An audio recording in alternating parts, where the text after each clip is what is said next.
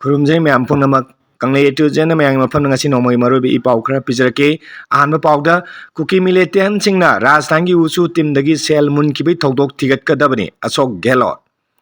इम्फाल पांथोखिबा हुंफुमापन सुब national school games सरुक याबा लाखिबा Rajasthan school वुसु team की कांगबू अमा मखोइना तोंगलकपा गाड़ी अदु कांगपोक्पी डिस्ट्रिक्ट की मफम अमदा खुलाई पाइबसिंग नमनुना खामलगा सेल मूल हौबगी थौदोक थिगत कदबने हाइना राजस्थान की हानगी सीएम अशोक गेहलोत ना फोंदोखरे मान मकातन हाई की मणिपुर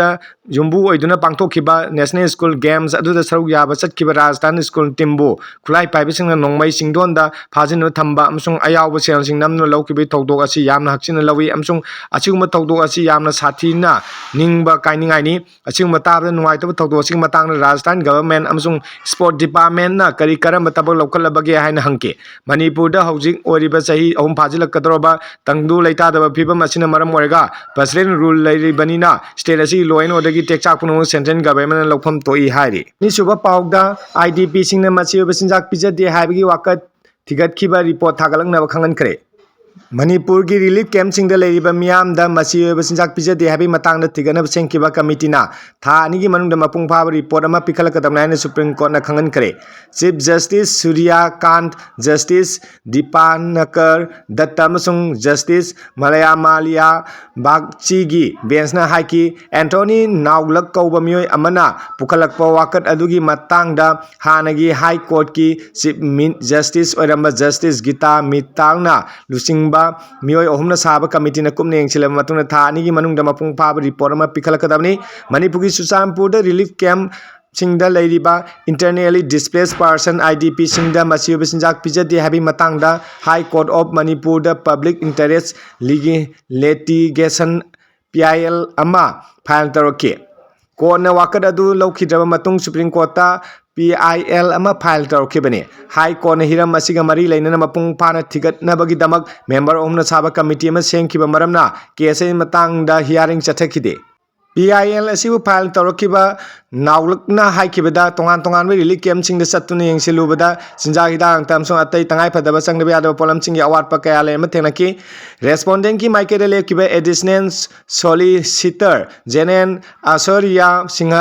भाटीना हाइकी मेंबर उमना साबा कमिटीना पिखलकपा रिपोर्ट युमफम ओरगा लेंगांगना मथौ ताबा थबक थौरमसिंग सोयना लौखपम तोई पिटिशनर की माइकेदा लेखिबा उकिलना केस असी तराई तराई लौफम थोक्ति हाइना पल्लदुना हाइकी तोंगान तोंगान रिलीफ कैंप सिंग लेबा मियोय सिंगी पुंसी महिंगा मरी लेने वाफम आयबना मसी तराई लौफम थोक्ते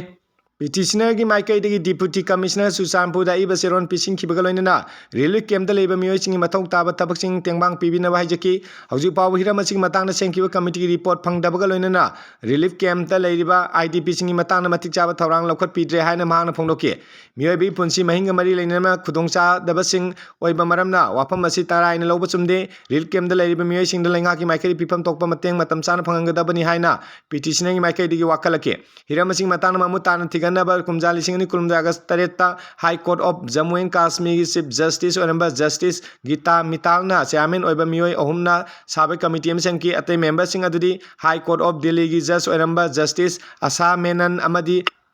high court of judicature at Bombay की जज और जस्टिस शालिनी फंसालकर जोशी हाइरी